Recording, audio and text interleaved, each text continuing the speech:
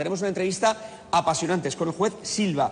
Hay novedades, ya tenemos el libro y Andrea nos va a desgranar un poco cuál es el contenido de ese libro. Adelante. Sí, ya tenemos el libro. Él ha dicho que va a contarlo todo.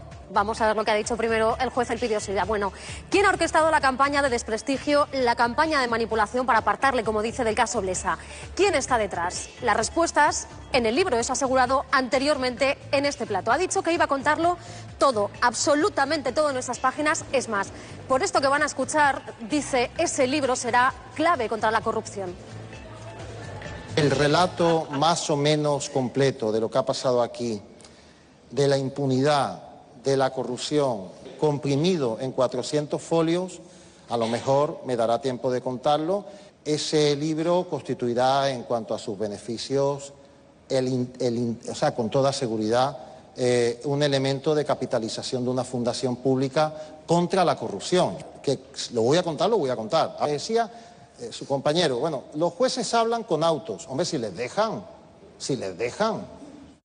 Y si no, viene a decir con libros. Él habla de hombres poderosos, conocidos. Le vamos a preguntar ahora por eso y por los correos que no han visto la luz, pero que quiere desgranar. ¿Quién aparece en esos emails? ¿Se han pagado comisiones ilegales? ¿A quién? Este es su adelanto prelibro. ¿Se pagaron comisiones por la compra de ese banco? Es más, ¿se pagaron comisiones ilegales? Eso por ahora no se lo voy a manifestar. Hay impunidad, hay corrupción y hay compañeros míos que serán señalados convenientemente. El expresidente Aznar ha negado rotundamente lo que apareció en uno de los emails y dijo que se iba a querellar contra quienes insinuaran que había actuado como comisionista en operaciones de tráfico de armas junto a Blesa y a su yerno Alejandro Agag. No aparece nada de esto en su próximo libro, ¿no? ¿O sí? Yo, el libro, claro que contaré todo, con toda seguridad. Muchas preguntas y muchas respuestas pendientes. Empezamos ya, señor Silva. Usted decía ahí que la justicia está secuestrada. ¿Quién está manejando la justicia contra usted? Con nombres y apellidos. Usted decía que lo iba a contar todo. En el libro que se acaba de publicar, en La justicia desahuciada, consta en el anexo final el escrito de amparo que yo formulé ante el Tribunal Constitucional, ante el Consejo General del Poder Judicial. Confundo ya los órganos constitucionales porque cada vez se parecen más. Pero bueno, ahí consta en el escrito perfectamente configuradas cada una de las personas que por lo demás fueron objeto de querella por el sindicato Manos Limpias por una querella de acoso institucional. Sí, pero con nombres. Usted decía aquí además... Si me trae el libro yo le voy diciendo los nombres, son muchas personas, el presidente... Pero nos podrá dar un adelanto aquí en este programa, seguro, porque Bien, usted se comprometió a decir... Aparecen citados el presidente del Consejo General del Poder Judicial en aquel momento, la jefatura del Servicio de Inspección, algunos inspectores, el instructor que instruyó una causa disciplinaria contra mí sin el menor sentido y rigor jurídico, etcétera. Es un número variado de personas que por lo demás tampoco son tantas, son 15 o 20 personas. Que otro adelanto que estoy convencida de que nos va a dar porque también se comprometió usted. Aquí le preguntó precisamente Natibel sobre esos emails en los que se relacionaba el entorno de Aznar con un presunto tráfico de armas. Usted dijo que lo iba a contar. ¿Qué nos puede adelantar? Hoy no toca hablar de emails. Pero usted dijo que no diría. No puede ser, no, pues. Hoy no toca. Pero usted sabe bueno, que va a frustrar a mucha gente que estaba esperando precisamente la aparición de este libro y su aparición en los medios de comunicación para... A ver, el libro de la justicia desahuciada nunca ha versado sobre emails. El libro de la justicia desahuciada versa sobre algo que no deberíamos de tomarnos a la ligera. ¿Por qué no existe poder judicial en España en relación con determinados personajes poderosos? ¿Cómo estos personajes manipulan los procesos, acribillan los juzgados y convierten a la justicia en nada? Este es el tema del libro. También es tema del libro cómo a través de estos métodos se quiere evitar que los españoles conozcan el relato fundamental, que creo que ahora tienen que conocer, cómo una entidad financiera que es Caja Madrid quebranta, se hunde y se lleva por delante prácticamente todo el sistema financiero español. Este es el libro. Esto es muy importante y solamente contar esto son 300 folios. No, mire, no es tan fácil. El tema de qué ha pasado con el banco, con Caja Madrid, y cómo se llega a Banco de Miami y el análisis conveniente de los emails que yo recuerdo, porque yo no estoy en posesión de los emails, y sobre todo de toda la prueba documental, esto será objeto de otro libro. Bueno, señor Silva, buenas noches. Primeramente, que no se lo habíamos dicho todavía, bienvenido a la sexta noche. Una vez más. Nos acompaña en esta noche Jesús Maraña. Hola, Jesús. Buenas noches y bienvenido. Natibel, que continúa con nosotros. Hola, Natibel. Está también nuestra compañera Cristina Pardo. Hola, Cristina. ¿Qué tal? Un placer, como siempre. Bienvenida, buenas noches. Eduardo Inda. ¿Qué tal? Buenas noches. Precisamente con Eduardo vamos a empezar esta primera ronda de preguntas. Adelante. Pues yo esperaba que el juez o juez a media, no sé lo que es en estos momentos. Bueno, he descubierto que usted entró por el cuarto turno. Es decir, que yo pensaba que era juez por oposición y he visto que es juez por el cuarto turno. Simplemente lo constato porque usted se presentaba como si fuera juez por oposición. Pero bueno, no quería hablar de eso. Eduardo, mire, de todo lo que dice le voy a comentar, porque usted no dice nada que tenga sentido propiamente y me obliga a contestarle. Me parece muy bien. Me alegra además que comente estos temas, pero debe saber no debe ser que... la pregunta. Bueno, usted lo que no puede hacer es una alegación en general. No, estoy diciendo que leyendo el libro... Una alegación que no tiene ni pie ni cabeza, por cierto, y que yo no le conteste, le tengo que contestar. Bueno, pero de todas maneras... ahora o me deja que haga la pregunta y me va a contesta? preguntar algo. Sí, va a añadir alguna pregunta. Sí. Luego No, usted podrá, y luego lógicamente, apuntar. yo en este libro esperaba saber las corruptelas de Caja Madrid en la época de Blesa, que yo estoy convencido de que haberlas ha habido, y de repente me he encontrado con más que con un libro que verse sobre el caso Blesa, sobre el caso Caja Madrid, una colección de citas. Es que en todas las páginas hay una cita. Hay citas de Darwin, hay citas de Rommel, el zorro del desierto, hay citas de Hitler, hay citas de Kundera, hay citas de Kafka, hay citas de Prófumo. Es decir, yo veo que esto es más un libro de citas que un libro en el cual se revela la presunta injusticia que usted ha sufrido y el caso que le ha llevado, según usted, a donde está en estos momentos desde el punto de vista judicial. Mire, hay cosas que le tengo que aclarar. Usted es evidente que no tiene por qué saberlo, pero yo le voy a ir enseñando en los días que nos veamos aquí para que usted lo vaya aprendiendo. Gracias. Mire, le voy a decir cómo es la carrera judicial. La carrera judicial es un conjunto de funcionarios que constituyen el Poder Judicial y que tienen dos maneras de ingresar en la carrera judicial. Pueden ingresar por un principio de concurso de méritos, que es oposición, usted ha dicho que no lo es, pues porque parece que no lo conoce, y pueden ingresar también cantando temas de memorias como si fueran loros. Entonces, los dos sistemas son sumamente imperfectos. ¿Me deja que le conteste o no? Sí, pero que yo no he dicho, yo no he criticado que si no me deja que le conteste, que usted haya accedido por el cuarto turno. Inda, tiene que hacer un esfuerzo para que... Yo sé que a usted le cuesta mucho.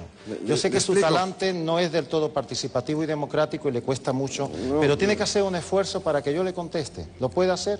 Sí. Vale, y ahora le sigo preguntaré yo y le contestaré yo a usted, si le parece. No, pero usted no deja que le conteste. Entonces quizás yo deba contestarle al siguiente... Bueno, vamos a hacer yo le contesto al siguiente. Si usted no quiere que le conteste, no le contesto. Veo que hay una diferencia. Es que Todo llevado muy amablemente y con gran educación, pero vamos a hacer una cosa, que conteste el juez y luego tendrás opción de No repreguntar. quiere usted que le conteste. Si me vuelve a interrumpir no le voy a poder contestar, y creo que tiene derecho Cristina, también lo tiene Natibel y también lo tiene Maraña a que les conteste. No puede usted anular las intervenciones de ellos a través de este protagonismo que no tiene sentido. Mire, le estaba diciendo que hay dos maneras de ingresar en la carrera judicial y que las dos son igualmente válidas, las dos son igualmente defectuosas, y si hubiera leído el libro, que no lo ha leído, por lo que veo, no lo ha leído, hubiera entendido que le explico detenidamente. Ya veo que no quiere que le conteste, si quiere me pregunta. Cristina, no, pregúnteme porque es que no tiene sentido. Pero es muy interesante, la pregunta de Eduardo Inda es muy interesante. No, pero no quiere que le conteste. Es el turno de Eduardo Inda, pero nos gustaría que guste contestar a Eduardo Inda, déjenos que nosotros pongamos el orden. No quiere, Iñaki. Sí quiere. Hombre, él lógicamente tiene también opción a repreguntar, pero vamos a permitirle al juez contestar, ¿de acuerdo? Bien, pues le vuelvo a decir que hay dos sistemas de ingreso. Y como consecuencia de los méritos tan ingentes que yo tenía, aunque yo estaba cursando también la oposición, por si no lo sabía, yo venía a hacer una oposición de 600 temas y dominaba el temario perfectamente, tuve la mala suerte de que entré por ese turno. Digo mala suerte como puede ser buena suerte. Y entré muy sobradamente, entré con muy corta edad para lo que es ese turno y en un número de oposición que era el número, creo recordar que 6 o 10, no lo recuerdo exactamente. Por tanto, en ese sentido no pasa nada si usted conociera de qué va el formato de las oposiciones, que veía que no lo conocía. Por otra parte, debe usted saber que yo soy juez. No es medio juez, ni juez... No, soy juez. ¿Inhabilitado? No, perdone, ve, es que usted no maneja los términos apropiadamente. Acaba de mentir. No es inhabilitado, bueno, es suspendido. Usted no sabe la diferencia entre estar suspendido provisionalmente y estar inhabilitado. Y esto, hombre, ya sí puede usted hacer un pequeñito esfuerzo, y si no, el próximo día yo le paso unas notas y viene usted más preparado. Es suspendido, no inhabilitado. Inhabilitado será cuando se dicte sentencia por el Tribunal Superior de Justicia y todavía no estará inhabilitado. Habrá que recurrir al Tribunal Supremo si se me condenara. Y entonces, cuando haya sentencia firme, es cuando estaré inhabilitado. Mientras tanto, es una suspensión cautelar. Y el término suspensión no es lo mismo que el término inhabilitación. Usted no lo sabe, pero yo se lo digo, y esto sí creo que lo pudiera haber sabido. En cuanto a las notas, mire, el libro, que no sé si ha leído, yo creo que no, y si no lo ha leído, perdone, no me pasa el examen de lectura mínimo. Lo tengo aquí, el libro, lo tengo aquí. No, pero no, mire, debe saber una cosa de la época cuando usted se examinó. Como usted, pero leerse. Yo estoy convencido de que usted ha ido a alguna facultad y al profesor no le decía, mire, que tengo aquí el libro, apruébeme. No solamente hay que mostrarlo, hay que estudiárselo, ¿no? O usted enseñaba el libro y ya lo aprobaban. Yo creo que no, ¿no? O sí, era así.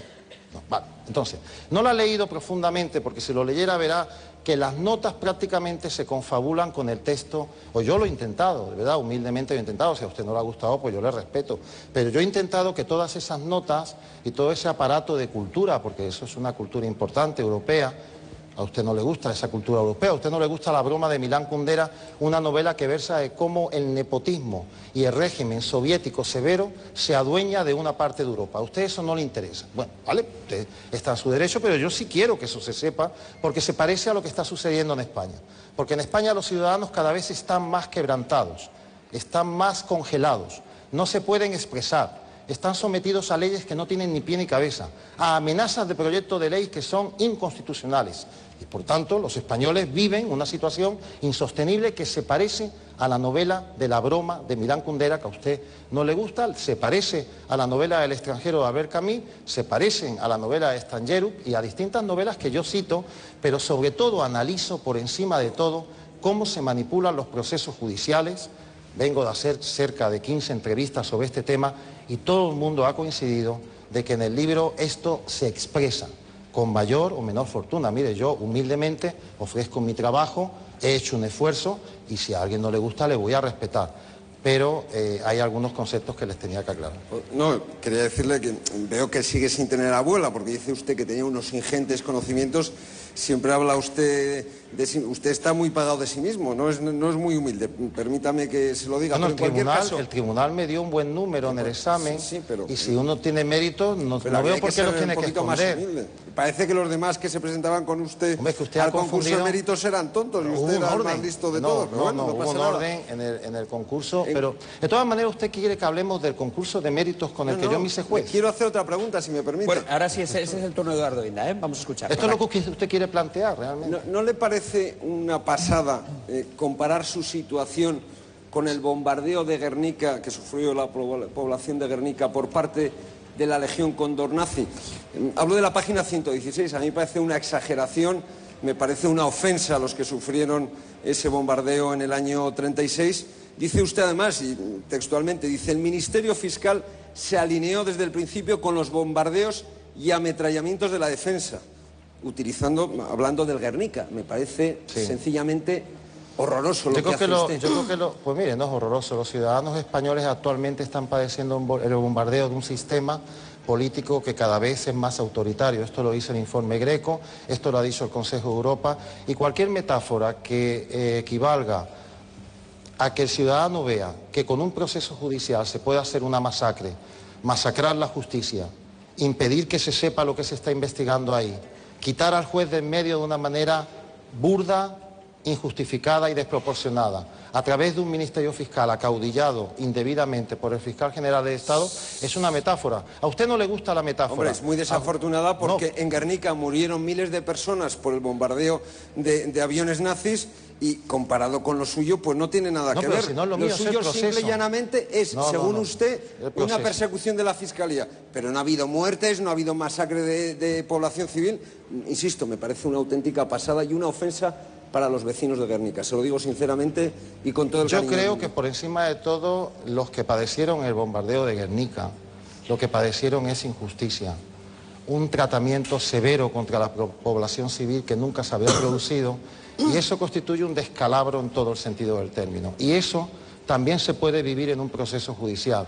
Y le voy a recordar que si usted no deja que se investigue lo que ha pasado con un banco como Caja Madrid, no permite que muchas personas sepan por qué se suicidan, por qué no pueden pagar los tratamientos médicos, por qué no pueden llegar a un servicio público como llegaban anteriormente, puesto que no sé si sabe que España debe ahora prácticamente lo que equivale al Producto Interior Bruto, y esto es una tragedia nacional. Pero para usted no tiene importancia, ya veo que usted es que ni se da cuenta. Usted ni se entera de lo que... Nada me gustaría más que los banqueros que han llevado a la ruina las cajas de ahorro de este país vayan a la cárcel. Lo que le estoy diciendo es que usted no está valorando suficientemente lo que significa no dejar investigar todo esto. Usted dice con la boca pequeña, me gustaría. Me encantaría. No es cierto, no le gustaría.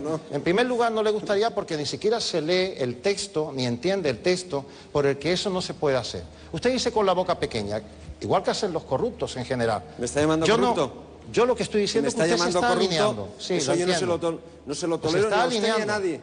Pues se lo estoy diciendo. Usted se está alineando con tesis. Iñaki, por favor. Usted se está alineando con tesis. Mira, vamos a hacer una cosa. Me llame corrupto, perdóname, Eduardo, hasta ahí perdóname. Hasta ahí podíamos llegar. Señor Silva, le voy a rogar, sí que no, bueno, a él le ha molestado, lógicamente. Le voy a tener que pedir que no llame corrupto a uno. No, yo no he llamado corrupto, está grabado. Usted se está alineando con tesis que impiden investigar correctamente los procesos. Que ojalá acaben en la cárcel.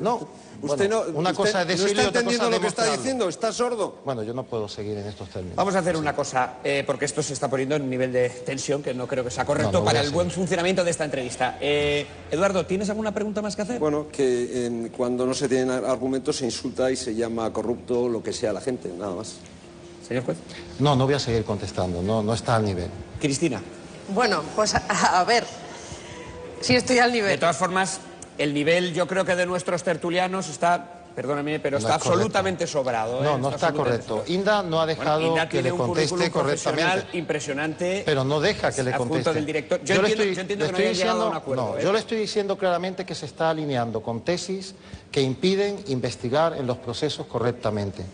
Se está alineando con esas tesis. Porque impide, y esto es un punto de vista que si le molesta, tendrá que soportarlo. Lo que acaba de decir ahora es lo que le he dicho todo el rato. Se está alineando con tesis que impiden investigar correctamente los procesos. Y esto me parece grave, y que usted entienda que lo que está pasando en este país y que la imposibilidad de pagar esa deuda pública tan elevada es un tema menor, que no permite metáforas, que no permite comparaciones, eso no me parece. Ahora, otra cosa es que a usted no le guste la metáfora, y creo que no podemos seguir. Señor Silva, un servidor, junto con su compañero Esteban Urreiztieta, sacó el caso Urdangarín y el caso de la Infanta. Hemos sacado el caso Pujol. Hemos sacado el caso del señor Granados, que provocó su dimisión esta semana. Hemos sacado el caso del señor Rosell. Hemos sacado tantos y tantos casos que, en fin, no creo que haya periodistas en este país que en los últimos años hayan destapado más casos de corrupción de uno y de otro lado. No es cierto. Usted menciona casos menores comparados con lo que es el hundimiento, comparado con lo que es el hundimiento de una entidad que se lleva por delante al sistema financiero en su conjunto, son casos menores. Bueno, vamos a cambiar de tertuliano, vamos a continuar en esta ocasión con Cristina Pardo. Adelante. A ver, cuando venía hacia aquí, el taxista que me traía me ha dicho, él sabía que usted venía aquí esta noche y me ha dicho, ya, pero es que este juez no termina de contar lo que tiene que contar. Usted dijo que si que se tirara de la manta, el sistema no lo soportaría. Mi pregunta es, ¿en qué libro lo va a contar? ¿En qué momento va a tirar usted de la manta? ¿Cuándo va a contar todo lo que sabe? Bueno, evidentemente se lo he intentado explicar a este señor, a Inda, anteriormente. No se puede contar aquí eso. Es decir, es un relato largo y no lo puedo contar ahora. Quiero decir, contar todo el caso Blesa, todo el caso Banco de Miami no es posible. Es decir, lo escribiré, lo relataré y por supuesto que he manifestado que este texto tendrá un efecto bastante duro, claro. Le advierto que aquí nos conformaríamos con un titular. No hace falta que nos cuente todo con detalle, pero entiendo que si usted tiene información y no la cuenta, me gustaría saber por qué o a qué está esperando usted. No, la información está en la causa. Mire, en el juzgado de instrucción número 9 de Madrid, instruí y está toda la información. Esto debe tenerlo en cuenta. Yo no soy una persona ajena a esos procesos. Está todo allí.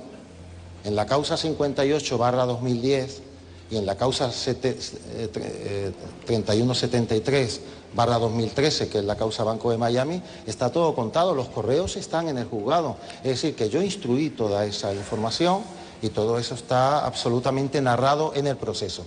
Lo único que sucede es que el caso Blesa está indebidamente archivado.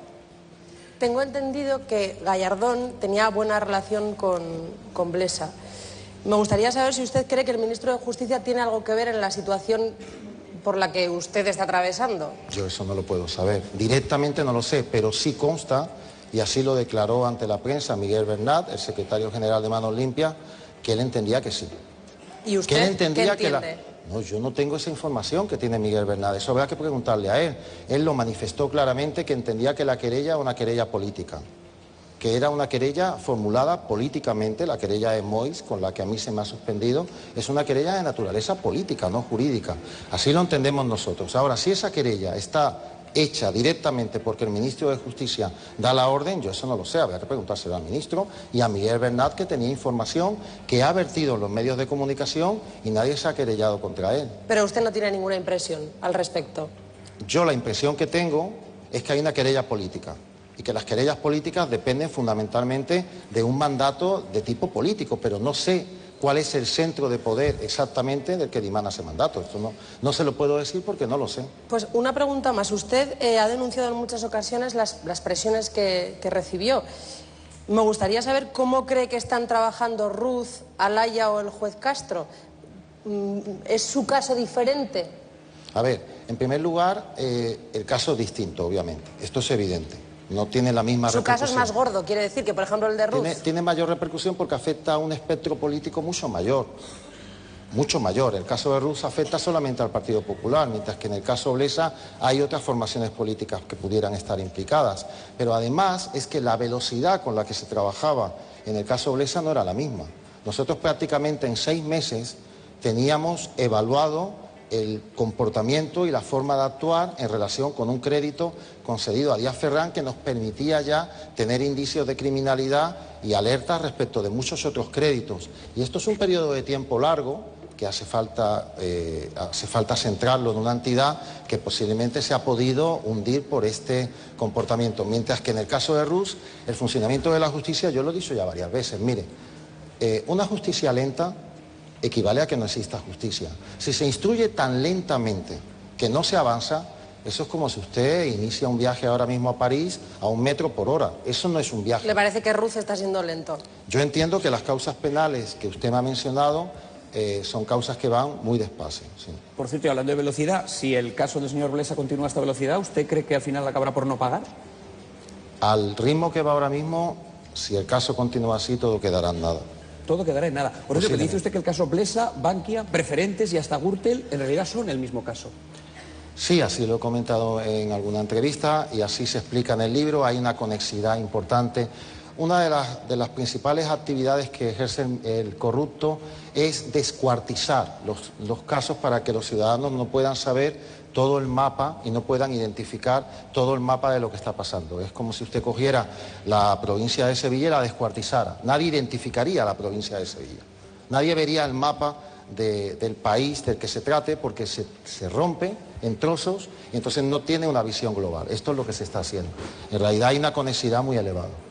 Vamos a continuar con la actividad. Pero esta conexidad también la ha declarado la Audiencia Nacional cuando le dice a Ruz que tiene que investigar lo que ha hecho Blesa antes que Rato.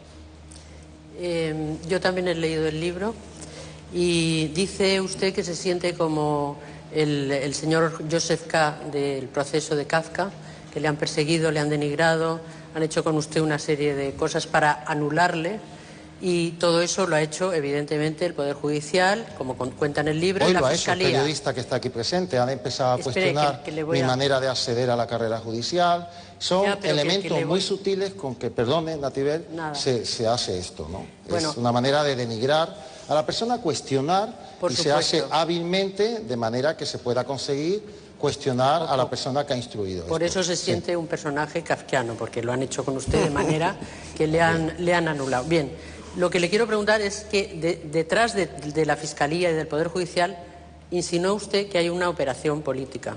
No lo denuncia en el libro, pero sí dice algo que a mí me ha llamado mucho la atención.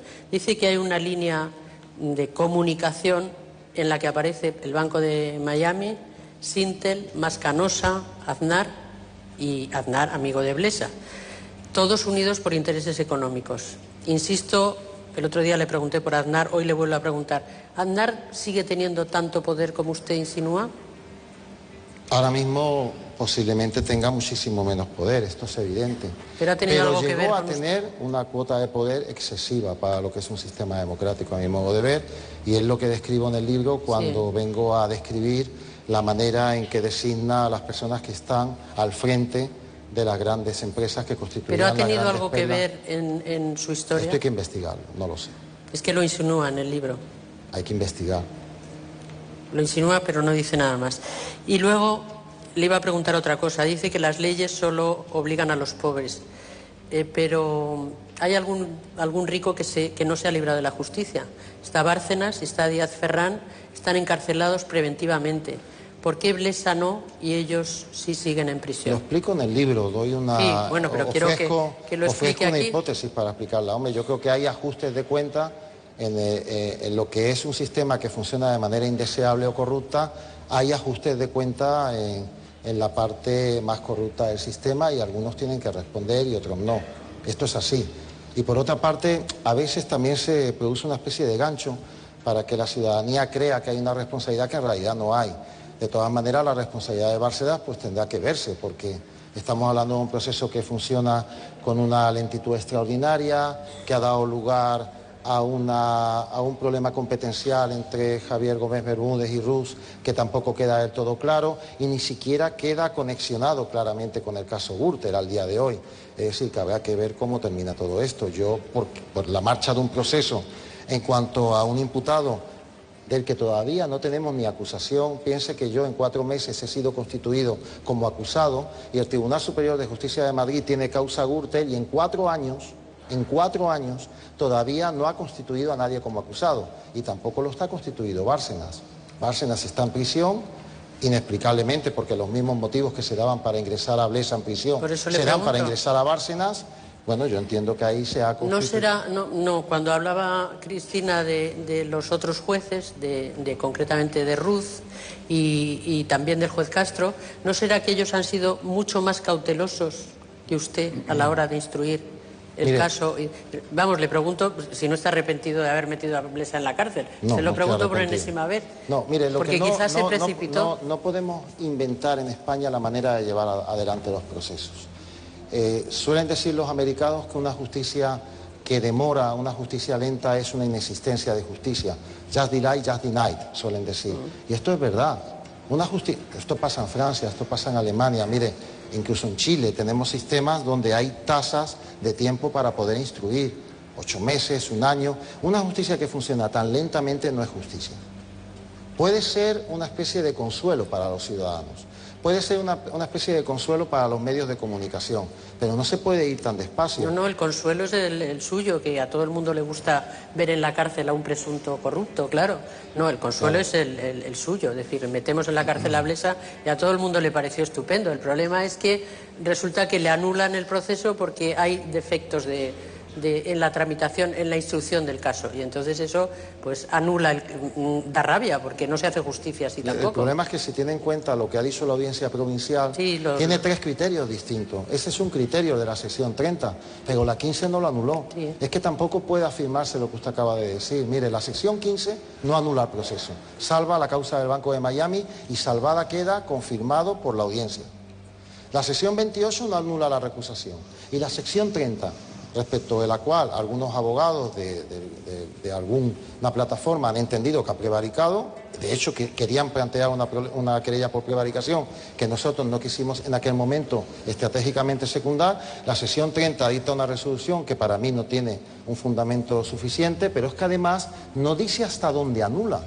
La sección 30 tenía que haber dicho hasta dónde anulaba y no lo ha dicho, con lo cual no podemos saber exactamente qué ha sucedido. Y la Audiencia Nacional entiende que hay que investigar lo que ha hecho anteriormente Rato. Si se consagra el criterio de la Audiencia Nacional, habrá que salvar lo instruido en la causa Blesa y derivarlo para la Audiencia Nacional por conexidad. O sea que no, tampoco sabemos eso. Vamos a continuar con Jesús Maraña. Como yo aún no he leído el libro, pues vamos a ver si no hablamos de su libro. ¿Por qué elige dedicarse a la política y no a ser abogado o a montar un bufete, como ha habido otros casos de jueces que se han empeñado en eso? ¿O va a hacer usted las dos cosas? A ver, yo he comentado en distintas ocasiones que no descartaba dedicarme a la política. He impulsado, definitivamente así lo he decidido durante estos días, la formación de un movimiento político, se llama Movimiento Red, Movimiento de Renovación Democrática Ciudadana. ¿Ese es el nombre con el que se va a presentar a las europeas? He impulsado la constitución de este movimiento y, desde un punto de vista participativo y democrático, junto con otras fuerzas políticas que he entendido que son fuerzas políticas que tienen un cierto fundamento y que no tienen nada que ver con los procesos de corrupción que se han producido en España. Son personas que están absolutamente limpias de cualquier posibilidad de imputación en cualquier sentido. Tendría que ser ahora llamado o designado como posible persona que se presente a las elecciones europeas. Esto no lo puedo decidir yo.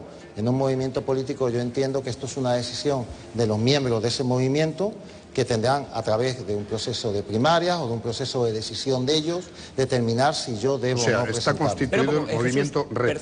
Perdóname, sí. Dejamos esa pregunta en el aire, hablaremos de ese movimiento Red, pero lo vamos a hacer a vuelta de la publicidad. Tenemos unos minutos antes de continuar hablando con el juez Silva. Hasta ahora.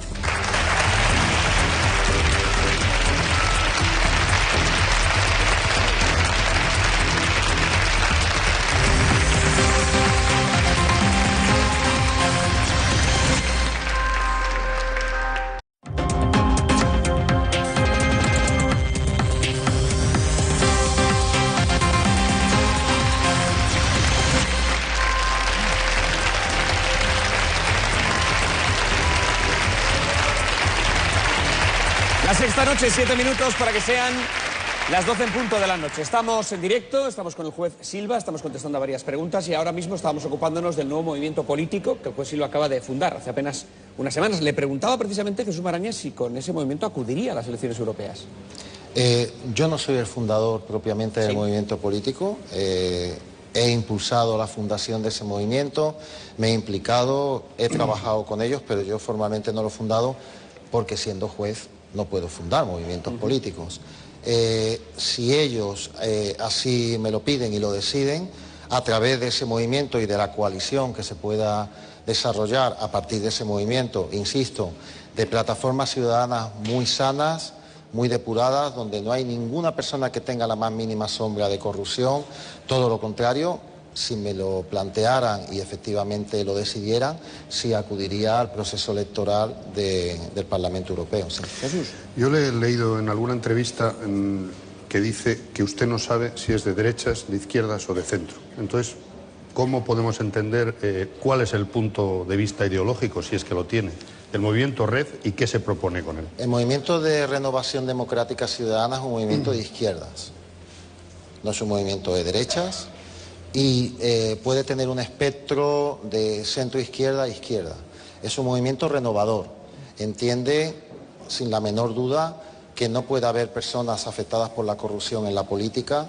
Entiende que tenemos que dar por terminado el proceso de la transición con todas sus consecuencias y tenemos que ir a un espacio amplio de encuentro y de ruptura con el Estado constitucional actual. Es decir, nosotros tenemos que ir a un proceso constituyente donde una serie de grandes temas se replanteen Uno de ellos son los acuerdos a los que se llegó por parte de determinados políticos en relación con la limitación de la deuda pública. Hay una serie de cosas que no pueden seguir manteniéndose así, hay una serie de gastos estructurales que no podemos seguir manteniendo. Los ciudadanos requieren recuperar el poder ciudadano, el compromiso ciudadano es con ellos y se tiene que refundar y restaurar. Pero usted lo que es juez y por lo que le conocemos es por el caso Blesa y por la actuación que ha habido contra usted por ese caso. Y ha dicho que la política manipula la justicia.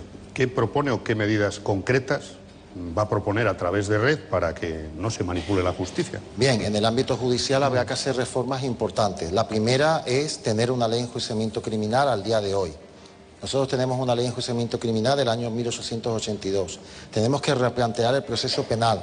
Tenemos que marcar el proceso penal en tiempos.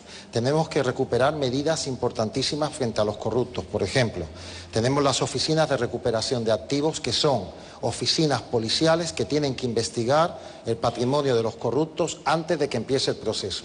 Esto tiene que ser así. Antes de que empiece un proceso penal, todos los bienes del corrupto tienen que estar localizados, intervenidos y embargados. Esto que es un hallazgo, perdone, ¿eso no se salta el principio de la presunción de inocencia? No. Mire, la ley antimafia lo viene haciendo en Italia desde hace mucho tiempo. El convenio de Palermo lo permite. Los ciudadanos norteamericanos lo admiten esto y en Estados Unidos se aplica. Y nadie le va a dar lecciones de democracia, creo, a Estados Unidos de América, a Italia o a otros países que entienden que efectivamente los medios con los que trabajamos procesalmente son medios que marchan con tal lentitud que no podemos hacer nada. El corrupto se ríe, no hay manera de trabajar así. Y hay un factor muy importante y es que el ciudadano tiene que recuperar un poder económico de intervención ante las corporaciones. Tiene que tener la posibilidad de entrar en los mercados con una autonomía importante.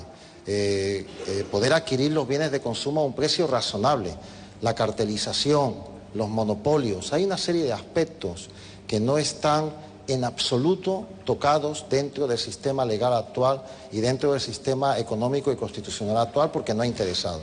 Todo esto se tendría que replantear y desde luego el Parlamento Europeo es un escenario muy importante para replantear esto. ¿Por qué un ciudadano tiene que comprar un vehículo que en el lugar de origen vale 14.000 euros y aquí paga 25.000? ¿Qué es eso? ¿Por qué un ciudadano español tiene que pagar por determinados vehículos casi 8.000 euros más que un ciudadano británico? Esto es un problema de la Unión Europea y se tiene que plantear en sus justos términos. ¿Pero ese tipo de medidas las va a llevar en el programa electoral de Red o son más bien de una plataforma, un bufete que defienda intereses concretos? Estas son del medidas ciudadano que van a estar y se están modulando en el programa electoral, que yo no lo estoy haciendo, porque es un programa electoral que no hago yo, que se hace participativamente en un sentido muy amplio y ciudadano. Y un aspecto muy importante de este movimiento es que va a tener una fase jurídica en forma de una fundación o asociación que va a sostener querellas ciudadanas para proteger aquellos intereses que ahora mismo no están siendo protegidos por el Ministerio Fiscal y que relativamente están siendo protegidos por el sindicato Manos Limpias. Esto se tiene que reforzar. Tiene que haber querellas ciudadanas que protejan a los consumidores de una manera más válida, querellas ciudadanas que protejan a todos los ciudadanos que puedan estar afectados por hipotecas, por situaciones que no tienen ningún fundamento desde el punto de vista corporativo, como son las acciones preferentes, etcétera. Todo esto se tiene que plantear debidamente por el siguiente motivo. El corrupto ha dejado de responder desde el punto de vista político. Afirma que él no responde políticamente, sino solamente cuando se le condene. Por tanto, la acción política hay que llevarla a los juzgados, porque esa es la trinchera donde hay que combatir esa parte de culpabilidad, ya que no se dimiten. Bueno, vamos a continuar, vamos a empezar una segunda ronda, vamos a ver si esta vez es un poquito más tranquila entre el juez Silva y Eduardo Lenda. Yo lo que le pido es que no cometa ninguna injuria con publicidad hacia mi persona y que no me insulte, ¿no? Vamos a ver, ¿cómo puede dar ustedes lecciones de moral cuando en el año 2009 fue condenado por no pagar el alquiler de su vivienda? Fue condenado por otro juez. También eso era una persecución. Y luego, ¿qué se siente al saberse el juez más expedientado seguramente de la historia de la judicatura española en tiempos recientes? Bueno, respecto de lo último, Eduardo, ya le digo, deje de mentir porque hay un certificado colgado en la red. lo ha leído todo el mundo. ¿Usted tiene el récord de expedientes? No, Iñaki, no, yo no puedo 94. contestar así. Bueno, vamos a hacer una cosa, Eduardo, vamos a permitir... No, Eduardo, no puedo, no, estos términos no se pueden. Hombre, Eduardo también lo cierto es que está haciendo ese planteamiento, pero para que podamos continuar con esta entrevista y con la parte que le corresponde a Eduardo Inda, nos alternamos. Vamos a permitirle ahora que responda y luego tendrás opción a repreguntar. Adelante. Eduardo no se me está permitiendo contestar. Bueno, ahora le permito yo. Eduardo va a esperar. He podido hasta contestar a todos normalmente y esto no lo... Bueno, pero esto yo creo que sus preguntas también son muy interesantes, interesan a mucha gente. Lo que pasa es que si no se me deja contestar... Bueno, le va a dejar contestar. Va a esperar y después le repreguntar. Esto es no dejar contestar. Bueno, yo ahora le prometo... No podemos seguir así. Claro. Pero es que mucha gente, señor Silva, va a pensar que usted no le quiere contestar a Eduardo. Bueno, esto ya... No, mire, las personas que siguen el programa saben que este tema de los expedientes lo he contestado reiteradamente. Él no lo quiere aceptar. Hay un certificado colgado en la red.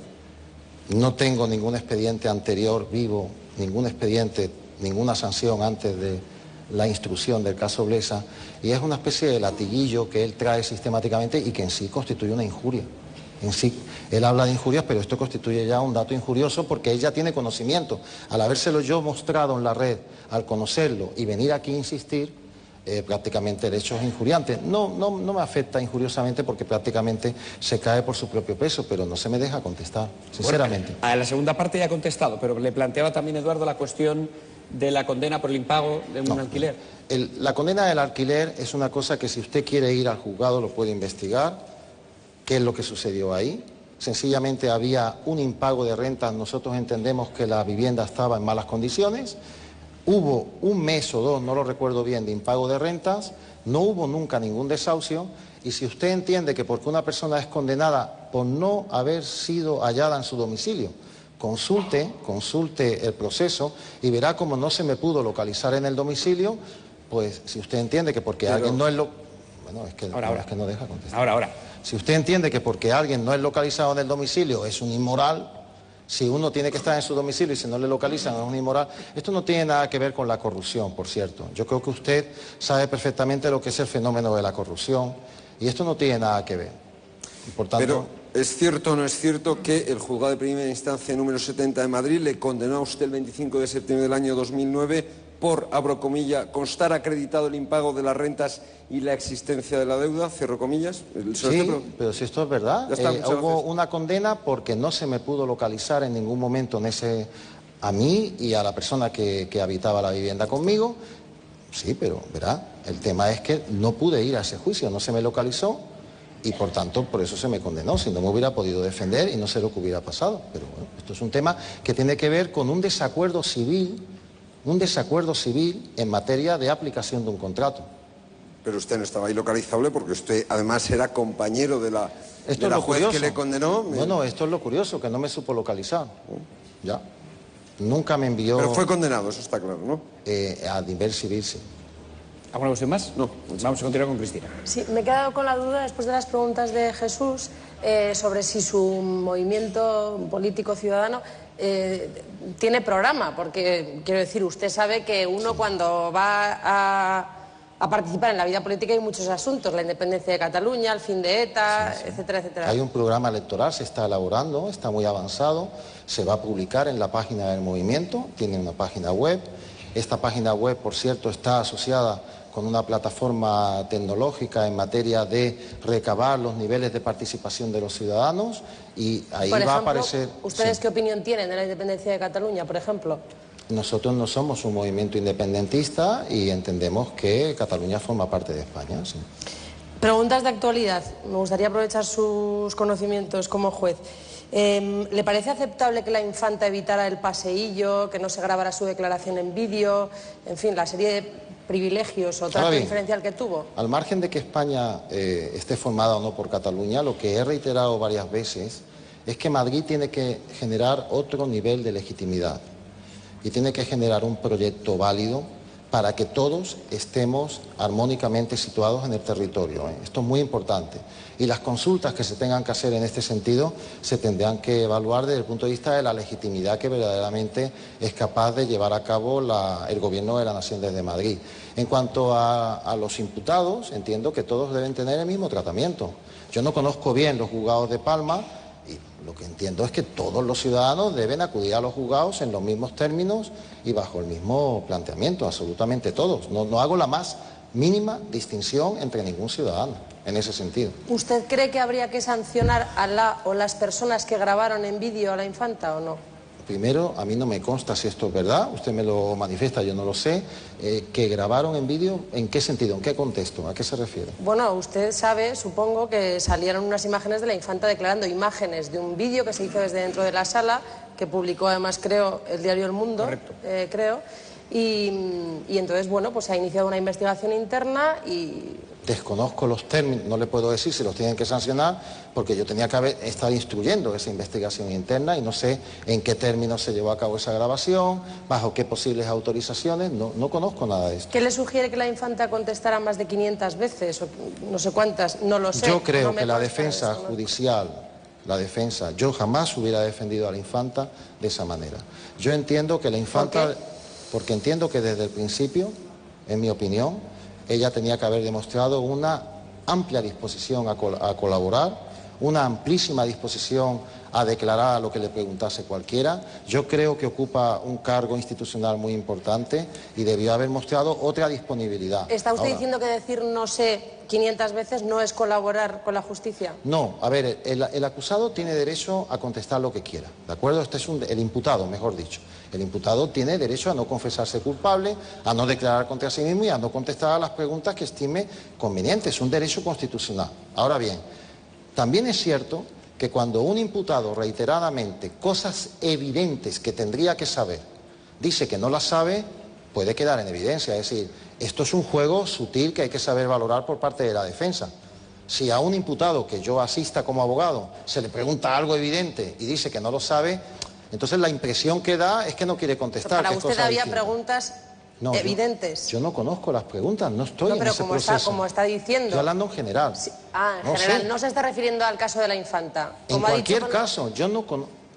Miren, yo no soy el instructor de esa causa y yo tampoco estaba allí, Sí, pero por que daba la tanto... impresión de que estaba hablando de la infanta, por eso Estoy se lo hablando digo. en general, los procesos son muy parecidos unos a otros. No crea que es tan distinto en la técnica procesal del caso de la infanta, del caso Blesa, del caso de un mulero o del caso de alguien que traiga droga y aparezca en el aeropuerto con 5 kilos de coca. No es tan distinto. Si yo le pregunto a alguien que aparece con 5 kilos de cocaína en su maleta, ¿sabía usted que lo llevaba? Ni idea.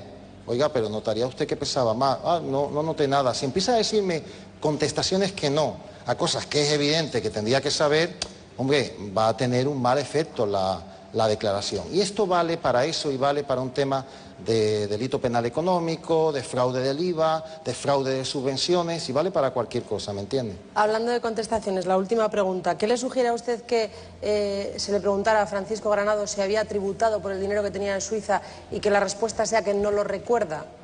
Tampoco.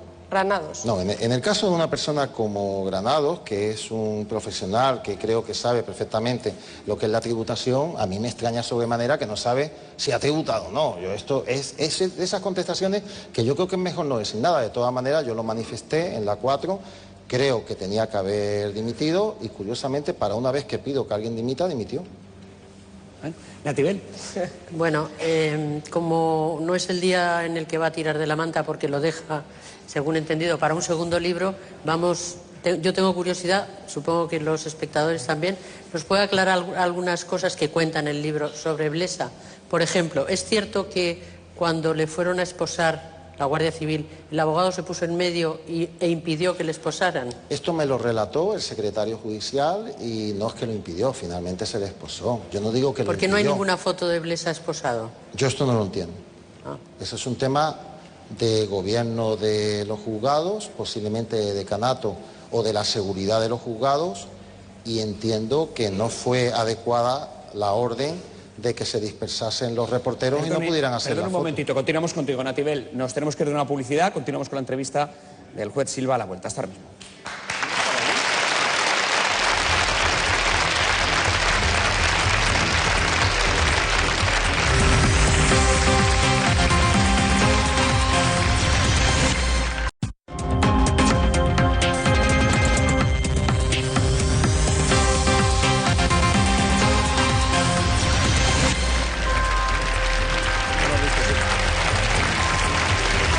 Son las 12:15 de la noche, una hora menos en Canarias. Estamos con el juez Silva. Antes de la policía nos sorprendíamos con el hecho de que efectivamente no existiera ninguna imagen gráfica, ninguna fotografía de Blesa esposado. Nos lo recordaba Natibel. Sí, yo tenía más curiosidades sobre Blesa. Las cuenta en el libro, me gustaría que se las contara a los demás. No da tiempo. Simplemente que ha ganado 12 millones en 3 años, no está mal. Y sigue disfrutando de su libertad y de su patrimonio. No sé si le veremos en la cárcel o no. En cualquier caso, ¿sabe usted más de lo que cuenta, para terminar, de lo que cuenta en el libro? Es que el libro se centra en determinar cómo los corruptos manipulan los procesos judiciales y cómo en España no hay justicia para este tipo de personajes públicos. Esto es lo que yo cuento ahí. Sí, sí, pero... Ahora, todo lo que tiene que ver con el caso Blesa y Banco de Miami no lo cuento ahí porque en aquel momento yo no estaba siendo acusado, yo estaba sometido a un deber de reserva y no podía contar esto. Lo puedo contar ahora porque me puedo defender. Claro, ¿y por qué no lo cuenta aquí? Que es lo que estábamos esperando todos. Bueno, yo si quiere... no, vamos, si no simplemente... puedo, porque usted empezar... miedo al poder no tiene en absoluto. No, porque, bueno, ¿no? Yo tengo respeto por el poder legítimo. Pero miedo no tiene. Yo tengo respeto y muchísimo por el poder legítimo y lo he demostrado toda mi vida. Si no, alguien no llega a formar parte del sistema como lo he hecho yo y como lo formo. Ahora, de aquel poder que es ilegítimo, que no tiene ningún fundamento, que se basa en la mentira y en el atropello a los ciudadanos, no tengo ningún respeto. Jesús. Queda muy poco tiempo, le hago una pregunta que me trasladan desde Twitter. ¿Usted cree que le han perjudicado las apariciones en televisión? Posiblemente esto es algo que han conseguido los corruptos. Los corruptos me sacan del anonimato, donde yo trabajo decente y honestamente, hago mi trabajo de todos los días y es donde tiene que estar un juez. Me amedrantan, me linchan y me colocan en los medios de comunicación mediante todo tipo de manipulaciones e infamias. Alguna la ha traído hoy Eduardo Inda aquí, lo puedo decir delante de él, como por ejemplo cuando dice que ya estoy inhabilitado o que he entrado en la carrera judicial por la puerta de atrás, este tipo de infamias, ¿no? Esto lo hacen los corruptos a través de medios de comunicación, a través de determinados mecanismos donde me señalan como un juez desahuciado, empiezan a inventar una historia que evidentemente hace que yo me tenga que defender ante también los medios de comunicación. Y me he tenido que adaptar a una realidad que no era la mía originariamente y en eso hay un déficit para la justicia. Ahora, afortunadamente, los ciudadanos van sabiendo la verdad y en ese sentido yo estoy contento. Solo una cuestión sobre el libro que también trasladan desde las redes. ¿Las ganancias de este libro las va a destinar a sí mismo o a alguna organización? Las ganancias de benéfica? este libro son ganancias que me permiten a mí seguir adelante como puedo. Son las ganancias del siguiente libro, La verdad sobre el caso Blesa, lo he dicho reiteradamente, las que formarán parte de esa fundación que tendrá como principal cometido la formulación de querellas ciudadanas y la protección de los ciudadanos menos favorecidos. Bueno, lo cierto es que, por aclarar una cosa, señor juez, lo cierto es que Eduardo Inda, más que un corrupto, es un azote de corruptos y así lo ha demostrado con su trabajo en el Diario No, yo del no Mundo. digo que sea un corrupto, digo que forma parte... Usted lo ha dicho, forma y eso son parte injurias con publicidad y tendrá que responder de ellas. Bueno, usted haga lo que tenga por conveniente, haga usted lo que tenga por conveniente, que yo también lo haré. Hágalo, vaya haciendo y rápido. Que lo haré. Dese prisa, porque me permitirá decir más cosas sobre usted y sobre sus amigos. Pero vaya, dese prisa, dese las prisa. que quiera.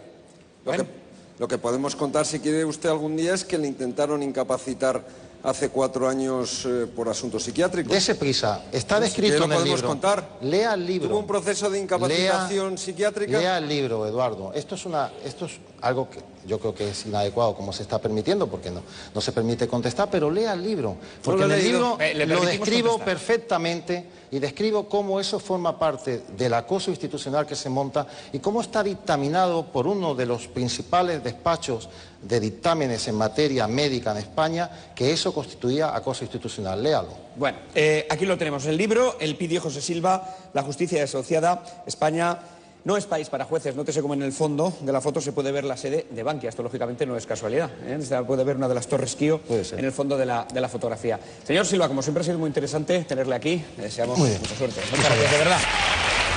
Este tema le va a interesar.